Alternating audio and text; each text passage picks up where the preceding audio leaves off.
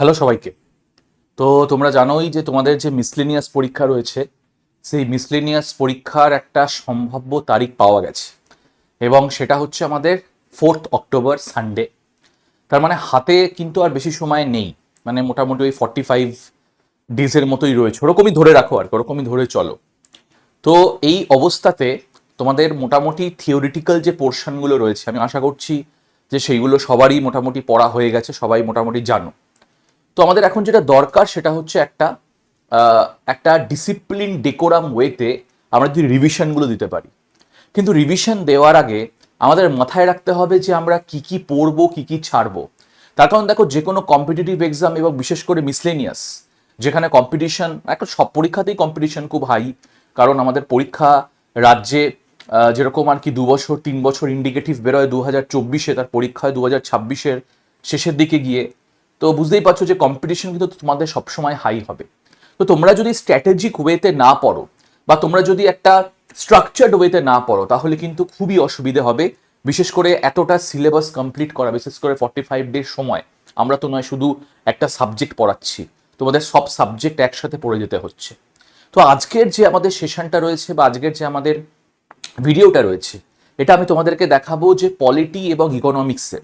বিশেষ করে তোমরা জানো যে 2019-এ আমি যদি পলিটির তোমাদের কোশ্চেন পেপার দেখাই, 2019-এর মিসলেনিয়াস পরীক্ষা, তাহলে তোমরা দেখতে পারবে যে সেখানে কিন্তু প্রায় 5 থেকে 6টা প্রশ্ন এসছে। মানে যেখানে একটা প্রশ্নেরও একটা প্রশ্নেরও তোমরা দেখবে যে সেখানেও কম্পিটিশন হয়তো দেখবে যে 1000 জন বা 2000 জন কম্পিটিশনে রয়েছে। তো সেখানে কিন্তু আমাদের 2019-এ মিসলেনিয়াস যে পরীক্ষাটা হয়েছিল, সেখানেও কিন্তু প্রায় পলিটির অনেক প্রশ্ন এসেছিল। হ্যাঁ, গভীরে তোমাদের পড়তে হবে না, এই জন্যই আজকের টপিকটা এতটা ইম্পর্টেন্ট। যেখানে আমি তোমাদেরকে কি বোঝাবো, যেখানে আমি তোমাদেরকে বোঝাবো যে কি কি টপিক তোমাদের পড়তে হবে, কি কি টপিক তোমাদের ছাড়তে হবে, কোনটা একটু এক্সট্রা জোর দিতে হবে, কোনটা মোটামুটি একটা পড়ে নিলেই কিন্তু হয়ে যাবে। আমি আগে তোমাদেরকে 2019-এর কোশ্চেন পেপারটা দেখিয়ে দিই, তাহলে তোমরা একটা আইডিয়া পাবে যে কি ধরনের প্রশ্ন তোমাদের মিসলেনিয়াস পরীক্ষাতে আসতে পারে পলিটি এবং ইকোনমি থেকে। তো আমি পলিটি পোর্শনটা তোমাদেরকে দেখাচ্ছি। দেখো, যেরকম এখানে বলেছে যে আমাদের সংবিধানে আলটিমেট সভারেন, সার্বভৌম কে, তাহলে অবশ্যই এখানে অপশন যেরকম আমাদের রয়েছে, সেই অপশনের ভিত্তিতে এখানে অল সিটিজেন্স অফ ইন্ডিয়া করা হয়েছে। তার কারণ আমাদের যে প্রিয়াম্বল, সেই প্রিয়াম্বলটাই কিন্তু শুরু হচ্ছে we the people of India দিয়ে। বা ফর এক্সাম্পল এখানে দেখো আমাদের বলেছে যে একক নাগরিকত্ব কোথায় রয়েছে, তাহলে এখানে সিঙ্গেল সিটিজেনশিপ আমাদের উত্তর। বা আমি যদি বাকি প্রশ্ন দেখাই, ফর এক্সাম্পল এখানে দিয়েছে যে আমাদের যে ভোটিং এজ রয়েছে সেটা কবে 21 থেকে 18 করা হয়েছে। তো মোটামুটি কিন্তু আমরা জানি যে সেখানে 61st অ্যামেন্ডমেন্ট অ্যাক্ট আমাদের পাশ করা হয়েছিল এবং সেখানে আমাদের যে ভোটিং এজ সেটাকে লোয়ার করা হয়েছে। তো সেই সময় আমাদের প্রধানমন্ত্রী ছিলেন রাজীব গান্ধী। বা অস্পৃশ্যতা দূরীকরণের কথা কোন আর্টিকেলে বলা হয়েছে, তাহলে আর্টিকেল 17। বা ফর এক্সাম্পল আমাদের এর মধ্যে কোনটার মৌলিক অধিকারের অঙ্গ নয়, তা আমরা সবাই জানি 44th অ্যামেন্ডমেন্ট অ্যাক্টে রাইট টু প্রপার্টি কিন্তু আর মৌলিক অধিকারের অন্তর্ভুক্ত নয়। এবং এখানে বলেছে যে আর্টিকেল 23, আমাদের যে আর্টিকেল 23 রয়েছে, সেই 23-এ কি রয়েছে, তাহলে আমাদের রয়েছে এখানে প্রহিবিশন, মানুষ কেনা বেচা, নারী পুরুষ মহিলা কেনা বেচা বা বলপূর্বক কাজ করানো, জোরপূর্বক কাজ করানো, এগুলো কিন্তু একটা ইলিগাল অফেন্স। তার জন্য আমাদের অনেক ল পাস করা হয়েছে, ইমরাল ট্রাফিকিং অ্যাক্ট, এইসব ল কিন্তু পাস করা হয়েছে। তো আমরা এই প্রশ্ন দেখে মোটামুটি আমরা বলতে পারি যে আমরা কনস্টিটিউশনের কোন কোন টপিকগুলো পড়বো বা আমরা কি কি পড়ে যাব। আমার মনে হচ্ছে একটা মিসলেনিয়াসের পরীক্ষা আগের বারে দিয়েছিল যে আমাদের কনস্টিটিউশন হাতে কে লিখেছিল ইংলিশ, তো এরকমও কিন্তু টপিক আসতে পারে। তো দেখো, এখান থেকে আমরা একটুখানি ফোকাস করবো যে আমরা কি কি পড়ে যাব। তাহলে খুব ভালো করে মাথায় রাখবে, আমরা যেগুলো আগে পড়বো সেটা হচ্ছে আমাদের যে কনস্টিটিউয়েন্ট অ্যাসেম্বলি, আমাদের যে গণপরিষদ ছিল, সেই গণপরিষদে যে কি কমিটিগুলো ছিল, যেরকম union power committee, steering committee, advisory committee on fundamental right, এদের চেয়ারম্যান কে ছিল, এইগুলো আমরা ভালো করে পড়বো। তার পাশাপাশি আমরা ড্রাফটিং কমিটির কিন্তু সবকিছুই পড়বো। ড্রাফটিং কমিটি যে 7জন মেম্বার ছিল পড়বো। ড্রাফটিং কমিটি কবে গঠন হয়েছিল আমরা পড়বো। ড্রাফটিং কমিটি খুবই কম সময়, মানে প্রায় 6 মাসের কাছাকাছি, 141 ডেজে তারা কিন্তু রিপোর্টটা সাবমিট করে দিয়েছিল গণপরিষদের কাছে। কবে রিপোর্টটা সাবমিট করেছিল আমরা এইগুলো পড়বো। বিশেষ করে আমরা পড়বো হচ্ছে সোর্সেস মানে কোন জিনিসটা কোন জায়গা থেকে নেওয়া হয়েছে। Fundamental right, parliamentary structure, relation between the centre and the state, DPSP, যত রয়েছে আমাদের সোর্সেস, আমরা এই সোর্সেসগুলো পড়বো। এবং আমি তার সাথে অ্যাড করে দিচ্ছি তোমাদের শিডিউলস। হ্যাঁ, এই শিডিউলসও তোমরা কিন্তু পড়ে রাখবে। আমাদের 12টা শিডিউলস এবং সবাই মোটামুটি ফর্মুলা জানো। আমি আজকের ক্লাসে ওইসব কিছুই আলোচনা করছি না, আমি শুধু তোমাদের টপিক ভিত্তিক কি ইম্পর্টেন্ট আছে সেইগুলো আমি তোমাদেরকে শুধু এখানে বোঝাচ্ছি। তার পাশাপাশি যদি আমরা যাই সেটা হচ্ছে আমাদের প্রিয়াম্বল। তাহলে অবশ্যই আমরা আমাদের যে প্রস্তাবনা রয়েছে সেই প্রস্তাবনাটা ভালো করে বুঝবো। খুবই সোজা চ্যাপ্টার, খুবই ইজি চ্যাপ্টার। এবং আজকে যদি কেউ রিভিশন দেওয়া শুরু করো তাহলে আমি বলবো যে প্রথমে কিন্তু তোমরা প্রিয়াম্বল যে আমাদের রয়েছে সেই প্রিয়াম্বল থেকেই কিন্তু তোমরা রিভিশন দেওয়া শুরু করো, কারণ সেখানে কিন্তু তোমরা একটা জিস্ট পেয়ে যাচ্ছ।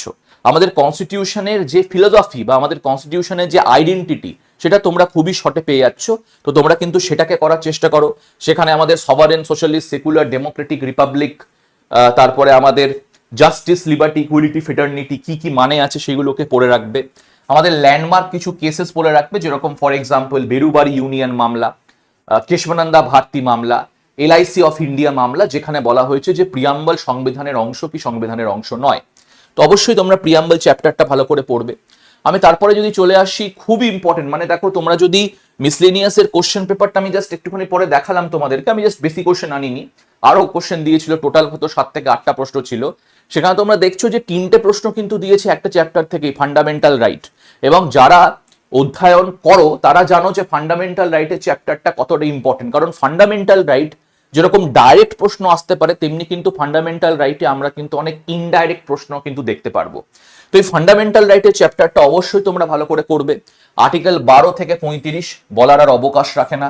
হ্যাঁ, ইনডেপথে তোমাদের করার কোনো রকম দরকার নেই, তোমরা মোটামুটি একটা আইডিয়া, মোটামুটি একটা যে বেসিক যে আন্ডারস্ট্যান্ডিং সেটাই করবে। মিসলেনিয়াসে তো একদম তোমাদের গভীরে গিয়ে কোনো প্রশ্ন দেবে না, তোমাদের ওই মোটামুটি সবকটা আর্টিকেলের একটা আন্ডারস্ট্যান্ডিং এর কিন্তু প্রশ্ন দেবে। তো অবশ্যই তোমরা এটা করবে। তার পাশাপাশি right to equality, right two freedom, right two constitutional remedies, যেখানে আমাদের 5টা যে রিট রয়েছে সেই 5টা রিট, এই যে তোমাদের টপিকগুলো বললাম, রাইট টু ইকুয়ালিটি এটা একটু গভীরে গিয়ে পড়বে, বিশেষ করে আর্টিকেল 15, বিশেষ করে article 16। Right two freedom very very important, আমাদের যে 6 ধরনের স্বাধীনতা রয়েছে, আর্টিকেল 20, বিশেষ করে আর্টিকেল 21 যেখানে right to life and personal liberty, যেখানে আমরা আন্ডারস্ট্যান্ডিং পাই procedure established by law, A K Gopalan, মেনেকা Gandhi, এইগুলো ঠিক করে পড়বে। 5টা রিট অবশ্যই পড়বে, হেবিয়াস কর্পাস, ম্যান্ডেমাস, সোশিওরারি, প্রহিবিশন, কিউরন্ত। তার পাশাপাশি DPSP, directive principle of state policy, রাজ্যের নির্দেশমূলক নীতি। তোমরা জানো যে রাজ্যের নির্দেশমূলক নীতি আমরা 3টে ভাগে ভাগ করছি, গান্ধিয়ান, লিবারাল ইন্টেলেকচুয়াল এবং তার পাশাপাশি সোশ্যালিস্ট। তো সেই প্রিন্সিপালগুলোকে একটুখানি ভালো করে পড়বে, বিশেষ করে article 40, article 44, article 50, article 51, article 45, এইগুলো একটু ভালো করে পড়বে। যারা অধ্যয়ন করো তারা জানো যে কোন আর্টিকেলগুলো ইম্পর্টেন্ট এবং কোনগুলো আমাকে ছাড়তে হবে, কোনগুলো পড়তে হবে। আমি লিখে দিচ্ছি,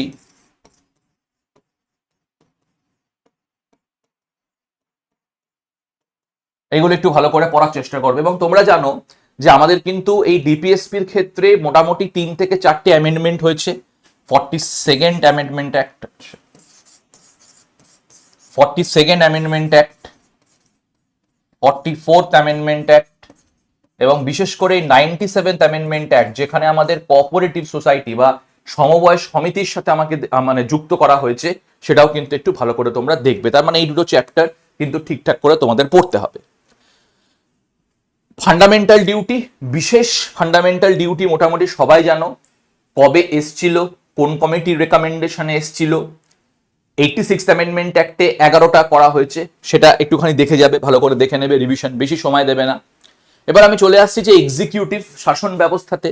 তাহলে শাসন ব্যবস্থাতে আমরা অবশ্যই দেখে যাব রাষ্ট্রপতি, বিশেষ করে আমরা দেখব রাষ্ট্রপতির নির্বাচন, আমরা দেখব রাষ্ট্রপতির তোমাদের ইমপিচমেন্ট প্রক্রিয়া, আমরা দেখব রাষ্ট্রপতি নির্বাচনে কারা কারা অংশগ্রহণ করে, রাষ্ট্রপতির ইমপিচমেন্টে কারা কারা অংশগ্রহণ করে, এবং রাষ্ট্রপতির যে ভিটো পাওয়ার গুলো রয়েছে, অ্যাবসলিউট ভিটো, সাসপেন্সিভ ভিটো, পকেট ভিটো, আমরা সেইটাকেও দেখব। প্রাইম মিনিস্টার মাথায় রাখবে, যখনই পড়ছো তোমরা এরকম করে কিন্তু পড়বে না। হ্যাঁ, যখন তোমরা পড়বে তখন এক সাইডে তোমরা রাষ্ট্রপতি করতে পারো, এক সাইডে রাজ্যপাল করতে পারো। তো রাষ্ট্রপতি এবং রাজ্যপালের তোমাদের একটা কম্পারেটিভ স্টাডি করতে পারো, তাহলে একটা জায়গাতেই কিন্তু তোমাদের দুটো টপিক হয়ে যাচ্ছে এবং রাষ্ট্রপতি এবং রাজ্যপালের মধ্যে কিন্তু বিশাল কোনো ফারাক হয় না। তোমরা প্রধানমন্ত্রীর যে 3টে আর্টিকেল আছে, আর্টিকেল 74, আর্টিকেল 75, আর্টিকেল 78, এইগুলো ভালো করে করবে। এবং এরই তোমরা যে কম্পারিজনটা পড়বে সেটা হচ্ছে চিফ মিনিস্টারের সাথে। চিফ মিনিস্টারের সাথে কখন কোন পলিটিক্যাল পার্টিটাকে কোন কোন আর কি মানে প্রাইম মিনিস্টার কি করে নিয়োগ হচ্ছে, প্রাইম মিনিস্টারের কাজ কি, যে 3টে আর্টিকেল আছে আমাদের, আর্টিকেল 163, 164, 167, এইগুলো ভালো করে পড়বে। মানে বিশেষ করে বলতে গেলে পাওয়ার, ইলেকশন, ইমপিচমেন্ট, হ্যাঁ, এইগুলো কিন্তু একটু ভালো করে পড়ে যাবে।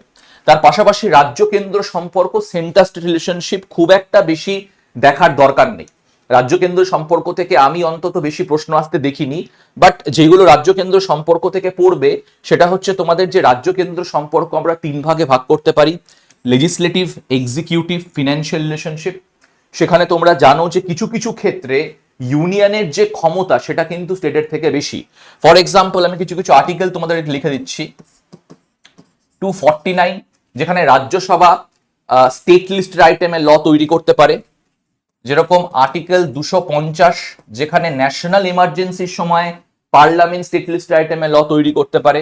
আর্টিকেল 252 এবং আর্টিকেল 253, এইগুলো একটুখানি নিজে খুঁজে বার করবে। হ্যাঁ, আমি বলে দিলে তোমাদের ব্যাপারটা হবে না, কারণ তোমরা একটা জায়গায় যখন রিভিশনটা করবে তখন এখন থেকেই কিন্তু নোটগুলো প্রিপেয়ার করে নাও। পরীক্ষার 3-4 দিন আগে শুধুমাত্র মানে একবার জাস্ট খাতাটা খুলবো, উল্টে দেখে নেবো আমি, এরকম কিন্তু ব্যাপার। তো এই হচ্ছে আমাদের বিষয়। তার পাশাপাশি এইখানে আমি ফিনান্স কমিশন লিখে দিয়েছি, বাট আলাদা করেও কনস্টিটিউশনাল বডিতেও ফিনান্স কমিশন পড়তে পারো। তো এর থেকে আমার মনে হয় না যে বেশি কিছু তোমাদের পড়া লাগবে। তার পাশাপাশি তোমাদের যদি পার্লামেন্টে আমি আসি, তাহলে পার্লামেন্টটা একটুখানি তোমরা দেখে যাবে। বিশেষ করে গভীরে গিয়ে দেখার কোনো দরকার নেই।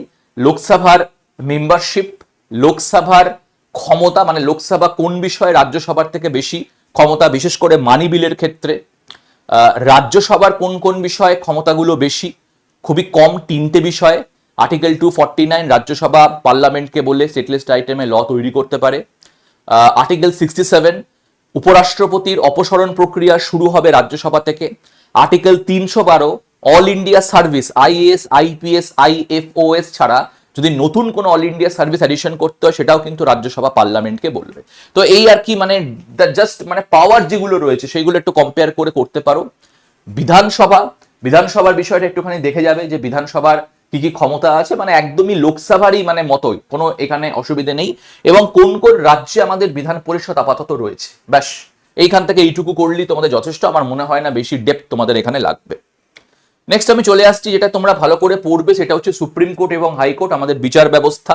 সেখানে অ্যাপয়েন্টমেন্ট অফ দ্য জাজ ইনক্লুডিং কলিজিয়াম, জুরিসডিকশন, এলাকা ভিত্তিক যে জুরিসডিকশন গুলো রয়েছে, সুপ্রিম কোর্টের original, appellate, court of record, এইগুলো পড়বে। হাইকোর্টেরও প্রায় একই রয়েছে। আর্টিকেল 226, আর্টিকেল 232 এর মধ্যে কি পার্থক্য আছে সেটা তোমরা ভালো করে পড়বে।